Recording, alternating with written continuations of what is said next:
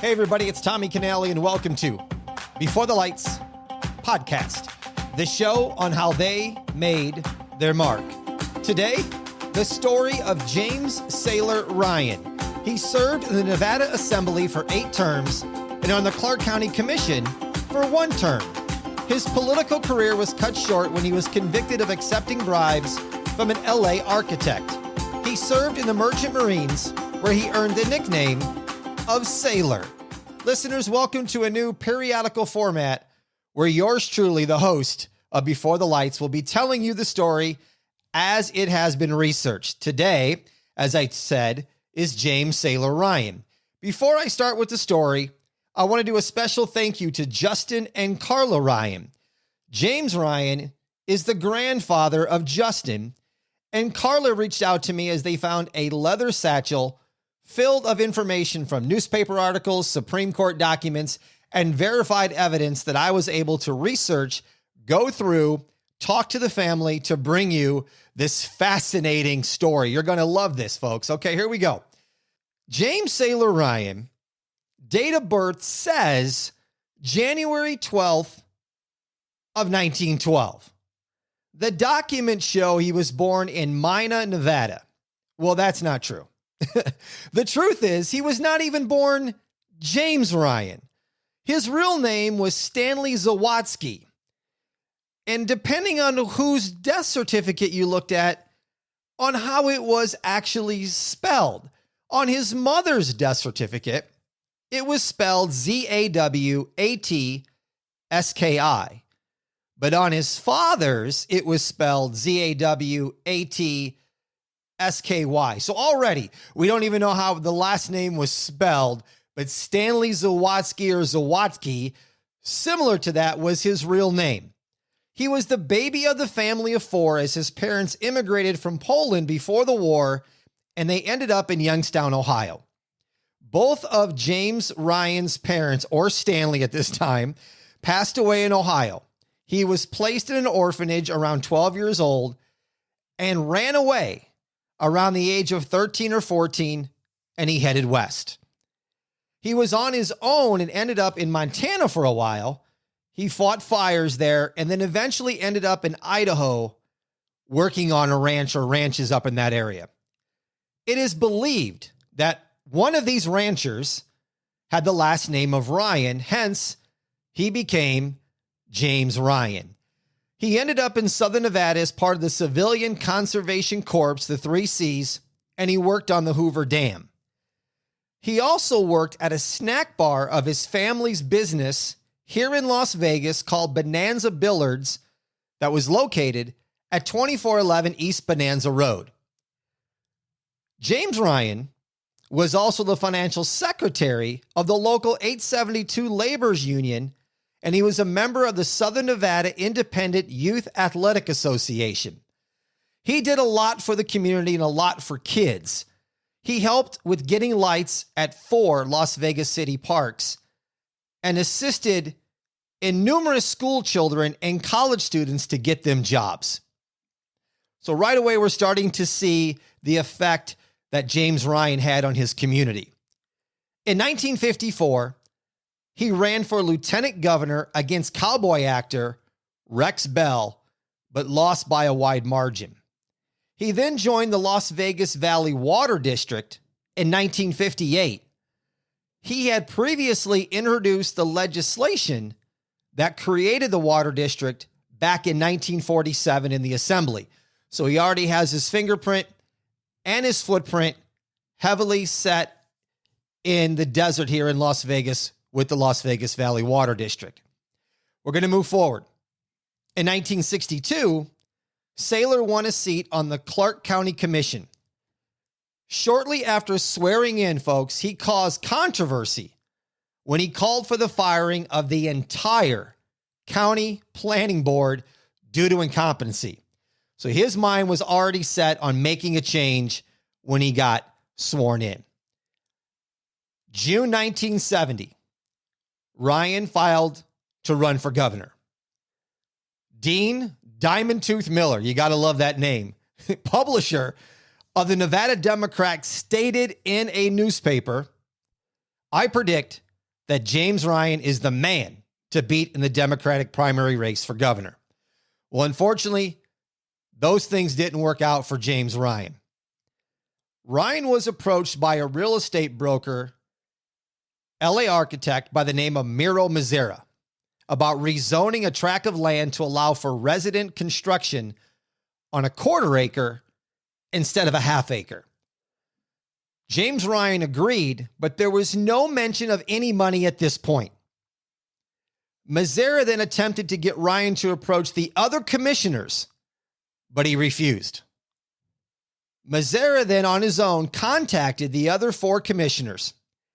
Commissioner Broadbent contacted the Attorney General and agreed to record all the conversations with Mazzara. Talks dissolved between Mazzara and Broadbent on May 16th, 1972, as Broadbent said he was backing out of the deal. We're starting to see how this story is starting to unfold. Mazzara then has a second meeting with Ryan, offers him $10,000 for his political campaign contribution. Mazzara then became a state agent on May 19th, 1972, after Ryan agreed to the deal. The vote was held 3 days later on May 22nd, in which Ryan did vote in favor, allowing the resident construction on a 1/4 acre instead of a 1/2. On May 23rd, 1972, at about 7 p.m., the very next day after the vote, Mr. Ryan spoke with attorney William Morris, who cautioned James Ryan that the Attorney General was trying to, air quote, set up a commissioner over the rezoning matter, and James Ryan assumed that commissioner was himself. Saylor asked Mr. Morris what he should do if Mazzara offered him the money. William Morris advised James Ryan to take the money and turn it over to the district attorney. So that was the plan going forward. To make matters more complicated, Mazzara was given permission by the court for a telephone bug, but he went and placed a unauthorized coil device to record conversations in his car and on his phone. There were 3 illegal recorded phone conversations on May 19th between James Ryan and Miro Mazzara. The telephone bug via the court order was only to the phone which these conversations were not on. Is it bad judgment? Probably, because James Ryan admittedly said that he knew Mazzara was cooperating as he saw at least one bug in his car. As we stated, Ryan was informed twice now by Attorney General William Morris that Mazzara was being investigated by the Nevada Attorney General. The Nevada Attorney General and his agents had pressured Mazzara to, quote, nail Ryan. So they had it out for him. This is obviously politically motivated, as you're going to see here. Miro Mazzara was told by agents that he himself would be nailed and go to jail for 10 years if he didn't cooperate. Mazzara, who was an indicted co-conspirator, a Czechoslovakian refugee that dealt with various medical illnesses, he was pressured into believing that his health would suffer in jail, which probably would. Miro Mazzara had 2 friends that were assisting him, Adrian Wilson and Bernard Zeldin, but he assured them they would be kept out of it. If he didn't get sufficient evidence against Ryan, he would be indicted, but they would not. Well, that turns out to be fabricated, as we're going to see. Once Ryan accepted the money, he was arrested before he could turn it over to the district attorney. How did this happen? Well, the agents were hiding in the trunk of Mazzara's car. You can't make this up, people. As you have seen in movies and TV in the past, where you see those major headlines in big black block letters across the top of newspapers. That happened as a major headline in the Las Vegas Review-Journal on January 17th, 1973. It read, "Ryan case may surface before Fed grand jury." He was indicted on April 27th, 1973, about 4 months later. There was an appendix from the court documents that state he did accept $8,000, which was later changed to the correct amount of $5,000 on March 2nd, 1979, but not till 6 years later did they change that amount. The grand jury refused and did not return an indictment. The jurors were called blue ribbon jurors, which for you listeners that don't understand that term, that is basically referred to jurors that were selected by the court to try cases of unusual complexity. In 1973, when he was indicted by the federal grand jury, Sailor Ryan alleged there was evidence of jury prejudice and misconduct, that they did not vote individually, but as a group. He contended violation of the government's Pettit policy, which was Pettit versus the United States of 1960, to prosecute him under federal law after 3 unsuccessful attempts under Nevada law. So he's already fighting and appealing his case. Ryan's attorney was Harry Claiborne, who later became a federal judge, was convicted of false tax return, and removed from office years down the road. But that was Ryan's attorney. A year later, after the case, in March 1974, Judge Foley first ordered Ryan, here come the 2 friends of Mazzara's back into the case, developer Adrian Wilson and motel owner Bernard Zeldin, to start serving prison terms after the U.S. Supreme Court refused their appeal. Wilson was given a $20,000 fine and 90-day sentence. Zeldin was given 1 year and 1 day in prison with a $20,000 fine. They were both found guilty of conspiracy and use of interstate facilities in the aid of racketeering, as Wilson gave Zeldin $10,000 to take from California to Nevada to give to Mazzara, which was supposed to be given to Sailor Ryan. We know $5,000 got into his pocket, but the other $5,000 is unaccountable. We don't know what happened to it. Some interesting things about this case. In February of 1974, I have a letter that was by Myron Levitt, sent to Commissioner James Sailor Ryan. And it reads, "Dear Jim, enclosed, please find a couple of items for your information. Those items are not enclosed in the documents that we have, so we don't know what those are."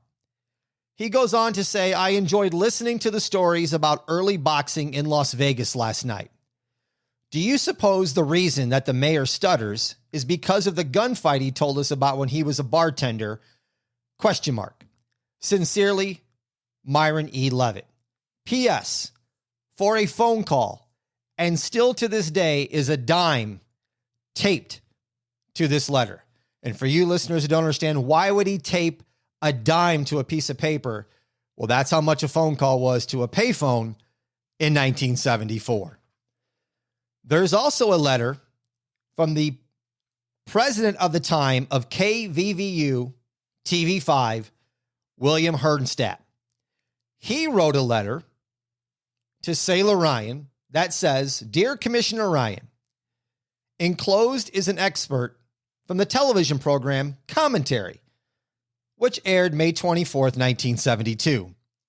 If you would like to make an appearance to speak on the subject and set your record, I would welcome you doing a guest commentary. From that commentary that aired on KVVU, which was entitled, Let's Recall James Sailor Ryan from County Commissioner." Here's a couple lines from that commentary. "I am Bill Herdenstadt, general manager of TV5. And I tell you, when I saw this morning's headline in the Sun, I got really upset and think you as the public should be upset too. As far as the criminal indictment and conviction of this man goes, he has got to be presumed innocent until proven guilty. But as far as you, the voter, should be concerned, this man and all the county commissioners are powerful people. And in case you didn't realize it, the $23 million for the airport expansion is funneled through the county commission. There is also lots of room for them to get kickbacks, bribes, and things of this sort. They also hold the ultimate power on zoning in the unincorporated areas of Clark County, and that is where this charge arose from. This is like the tip of the iceberg. I mean, quite frankly, Mr. Ryan stinks. Everything about him has an aura of taint, and do you want to be represented by a person who has this aura? Going forward, after he's indicted, after the court case, 2 days after this court case, Sailor Ryan did not appear at the Southern Nevada Hospital Trustees meeting. He avoided this so there was no decision on his status to remove him from his position with the Nevada Hospital Trustees. He was convicted the Saturday prior to this meeting. Attorney General Robert List stated after the verdict was announced to the courtroom, "This is a great day for Clark County." You can start to see that this was a setup. It was a sting. They had it out for James Ryan. They wanted him out of there. It was politically motivated. A month later, Ronald Kine, the GM of Reynolds Electric and Engineering Company, came out with the quote, "He's a tough, no-holds-barred champion for the union cause." So now we got both sides of the fence going at each other. At 61 years old, now in 1977, he had a 5-year prison term suspended by federal Judge Roger Foley, who sentenced him earlier for conviction of federal bribery charges, which was 3 years earlier after the petition from 400 people, along with 128 letters supporting Ryan. The sentence was reduced to 5 years probation, the bribery of $5,000 in exchange for his vote to rezone 64 acres of land in Paradise Valley in 1972. On May 3rd of 1977, he was ordered to surrender to the United States Marshal by 12 p.m. 10 days later, on May 13th, 1977. On July 17th of that year, USA versus James Ryan ordered a motion of a new trial that they filed on June 16th that was scheduled for October 31st, 1977 at 9:30 a.m. James Ryan was eventually given probation, which started on August 1978 and ended on December 9th, 1982. So throughout this entire case, after several times for an appeal, a new trial was filed. The original sentence was suspended to serve jail time, and he was given probation. At that time, there was a newspaper in the city of Las Vegas called the Valley Times. On July 30th of 1977, they published Ryan's salary at the time at $24,576. Now, in 1977, pretty good money. You look at it today, not so good money. He was considered Clark County's most powerful commissioner and one of the 3 most powerful men in Southern Nevada until 1972, when he was arrested in his driveway after the agents got out of Mazera's trunk when he had $5,000 in his pocket.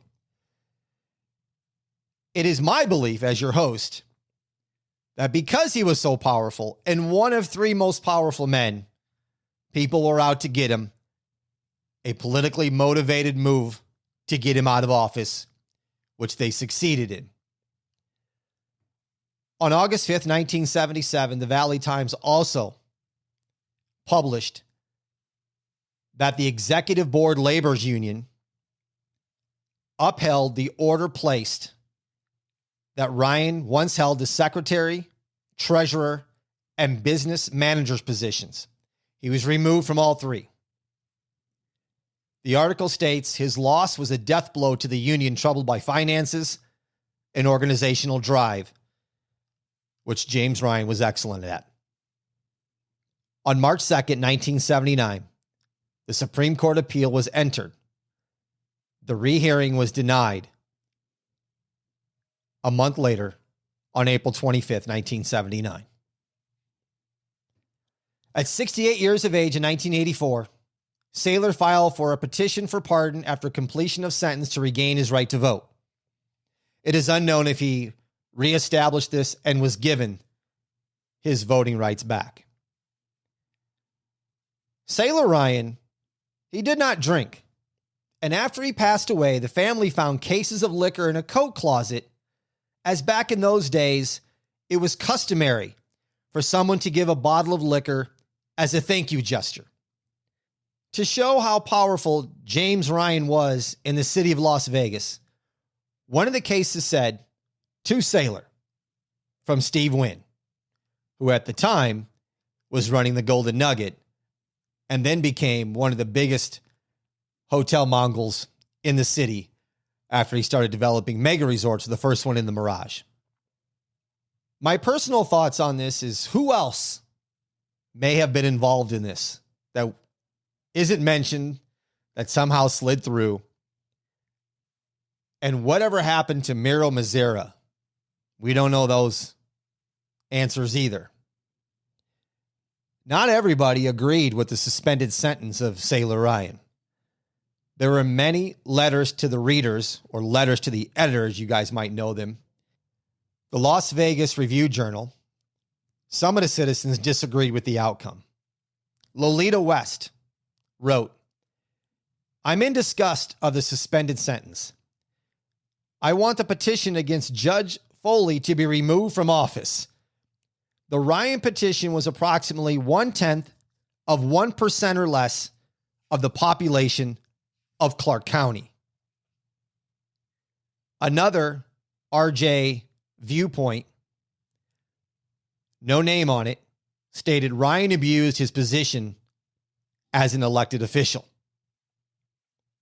State Senator Democrat Joe Neal stated, "The whole case against Ryan was politically motivated to get him out of the picture." I agree with Joe Neal. What do you think? Was James Ryan politically moved out of office? Was he set up? How did they get in touch with Miro Mazera? Many questions on what happened throughout this whole case, but fascinating events that took place back in the 70s and when Las Vegas was really starting to take shape of its own. I'd like to do a product review and a recommendation. If you've been listening to the show, you've heard of Only 3 Snack Crisps. They're one of the most delicious, healthy chips available to snackers today. Spelt flour, sea salt, and spring water is all you'll find in these delicious 130-calorie treat. They have a new flavor, Italian herb, which is fantastic. Dip that in a little bit of olive oil. You're going to love Only 3 Snack Crisps. And they also have the original flavor of sea salt. Go to only3snacks.com. That's only3snacks.com. And if I didn't tell you, they're vegan friendly too. So go get Only 3 Snack Crisps. I can't recommend them enough. I hope you enjoyed this story. There'll be others as we go on down the road. But do me a favor and rate and review the show. 5 stars, nice comments are always appreciated. And follow me on Instagram at Before the Lights Podcast. Thank you for listening to Before the Lights. I'm Tommy Canale. And until next time, everybody, a salute, a chin chin.